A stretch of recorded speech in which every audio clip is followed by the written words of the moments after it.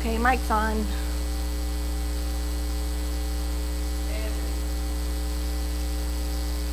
What's it?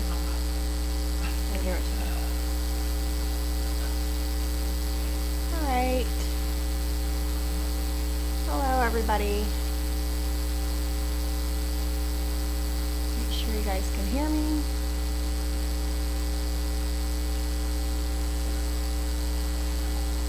Let me turn this down.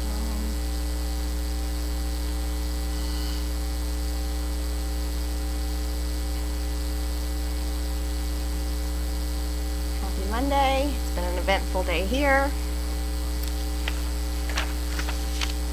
Be happy to answer any questions for you. Right, Rocco? Hi. Always.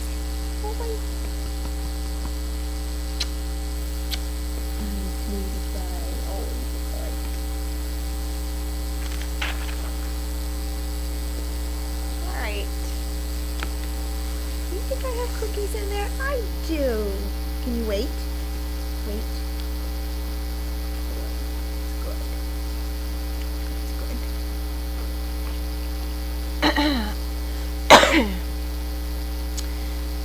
Hello. Hi, Terry. Hi, Peg. Any word on whether the donkey is pregnant? I have no idea. I'm sorry. I really don't know. If I know, I'll tell you. Who is the reluctant pup you had to carry to the car? It was a mantle. That would be Zeppelin. He just did not want to get in. But then once we got going, he was much better. Most of them I had to pick up today. But it was interesting because to get in the car on the farm, I had to pick them up to get them in. When we went out, they were all jumping out of the car and getting back in. So it's just a transition. It's just that fear of the unknown, but then as they get going, they're like, oh, this is fun, and are better about it. So probably by this time next week, I expect probably most of them to jump in willingly.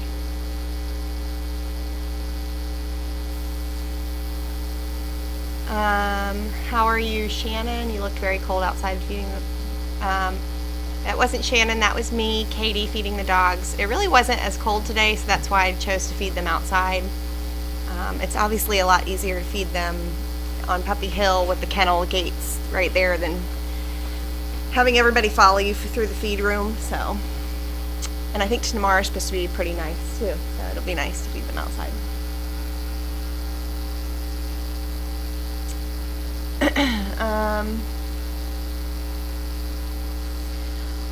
Marilyn from Florida asked, what is the best way to slow down a dog that eats too fast?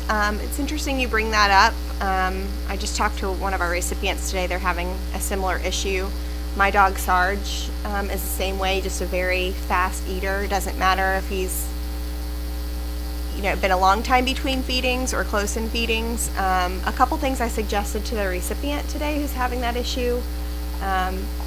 Like I did, I bought a special bowl for Sarge that kind of gives a cross shape into the bowl where it's a slow feeding bowl.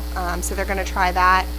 Sometimes you might try adding a third meal, breaking the meals up into 3 instead of 2, just so they're not as voracious at mealtime. On Puppy Hill, when they're a little fast, sometimes I do push right at the top of their nose, I'll push their snout out of the bowl and just cover the bowl and ask them to wait, and then let them have a moment before I say okay for them to start again. Or I'll even, like today, I stuck my hand in one of their bowl in the center, and they have to kind of eat around my hand. It makes them slow down a little bit.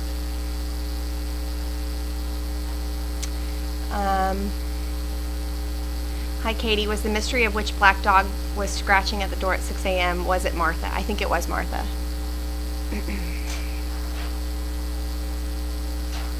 I'm sure your day was busy. Tell us something sweet that happened today. Thank you. I don't really know if anything sweet happened. I had 8 minions / calories out today. All of them did fairly well.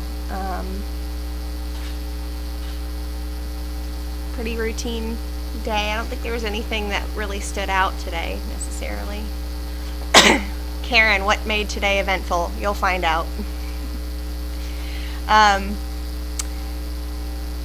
When you take the dogs to the stores for training, what do you work with on them? So at the age that they're at now, which is roughly like 16, 17, 18 weeks, it's really just, let's just walk in a straight line. Let's keep our pace. Some are better at it than others.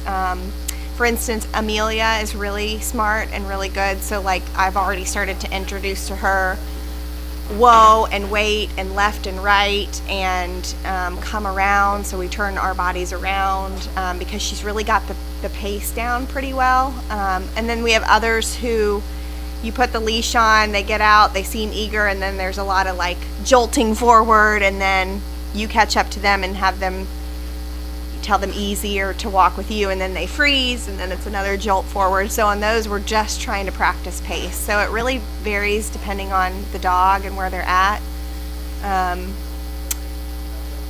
But we'll work on those kinds of pace things for a while before we'll start to introduce things like a downstay, stairs. I haven't really done stairs too much yet. It's really, to me, a pace thing, and just having them focus on you because there's obviously so many new distractions in public. Let's see here.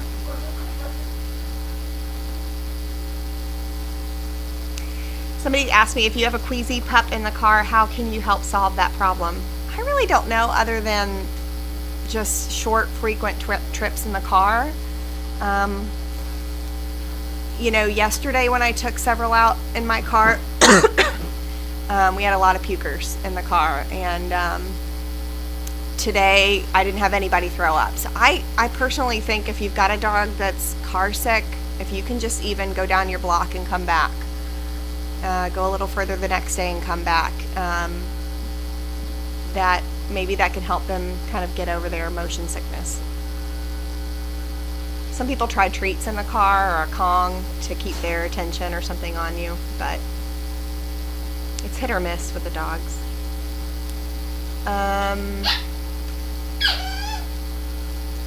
When you train in a public bathroom, are they in or out of the stall, or both? Typically, I do go into a handicap bathroom if it's not being used, or if there's somebody around who's I don't think is needing it, then I'll use it.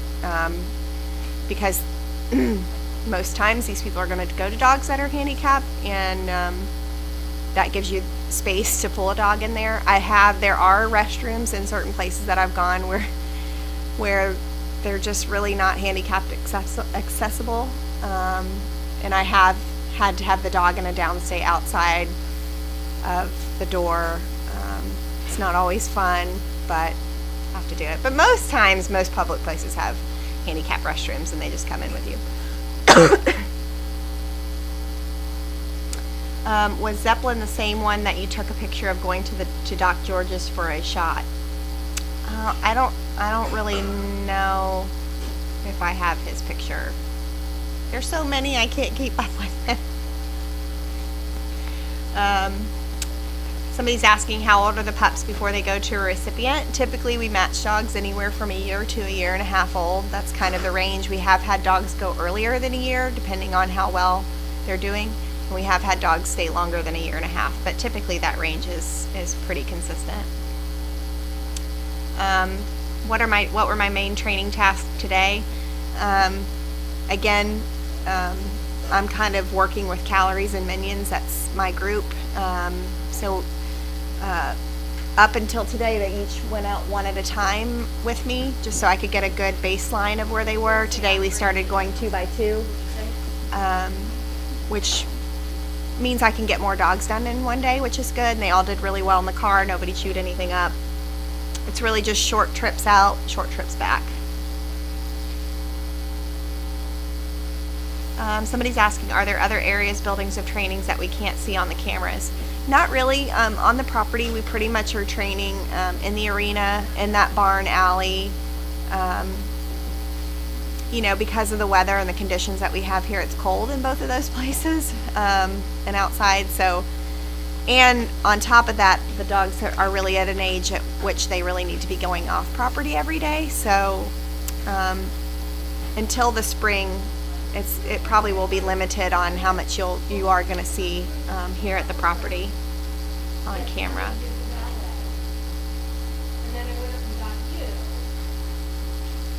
Somebody's asked, have you ever had a dog get car sick? Where is it? Where? On the floor. Oh, thank God. Oh, thank God. We found it. Thanks, Amy. And you know how many times I've looked at that purse laying there today, and I'm like, wasn't even registered. I didn't lose your phone.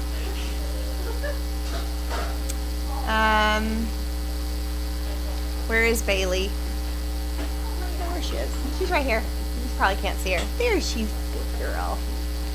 She's right here.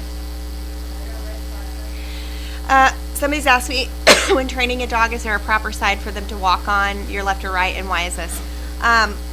We have always, or the way we train here is always on the left. I'm not particularly sure why. Maybe somebody can ask Megan or Carlene that another night. Maybe because most of the population is right-handed. I don't know. I'm left-handed, so, but I still train on my left. And we have had recipients switch to their right if that's more comfortable for them, or if strength on their body is better on their right to hold on to the dog can certainly readjust. But we do train all on the left.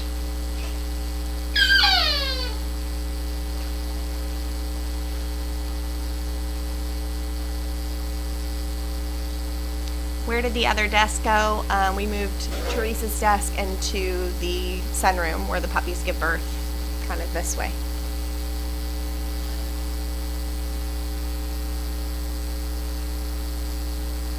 I'm sorry about the buzz. I don't really know how to get rid of that. Let me check in if I missed anybody's questions.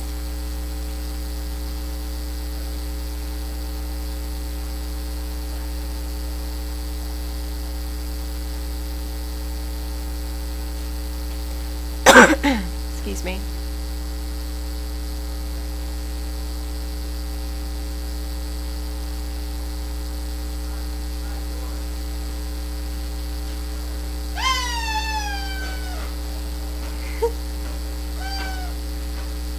Riot.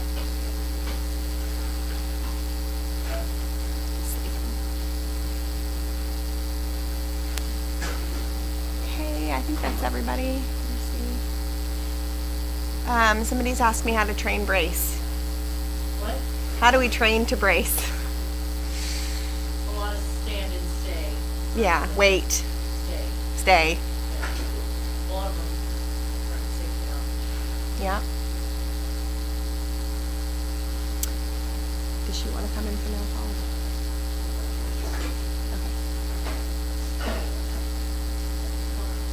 Well, that's it for questions, folks.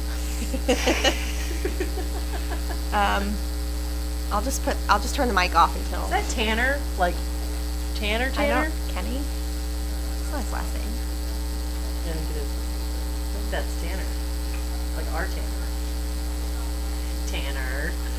Really? I think so. Oh, is that like his middle name maybe? I'm not sure. He put that in my phone. Oh, really? Who is the whiner? I don't know. Or Riot just had a squeaky toy and like let off the pressure in the toy so it sounded like a whine. Maybe that's what it was. Excuse me. Alright, just bear with me one moment. I'm going to pop the mic off just a second. Very briefly what's happened. Very briefly what's happened and quickly, and I don't want everybody to get all upset, but I went down to take Bentley on a subway ride, and they had a handicapped elevator for people.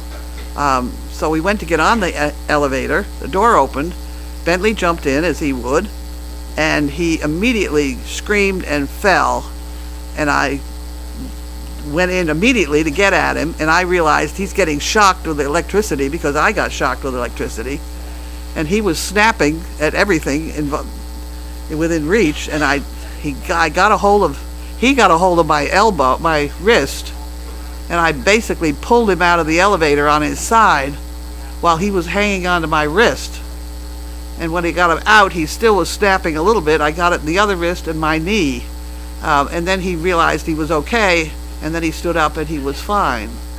But right at the moment what's happening is he's, with the electricity deal, the question is he got pulmonary edema, and this is why we are now going to take him down to George's for an x-ray.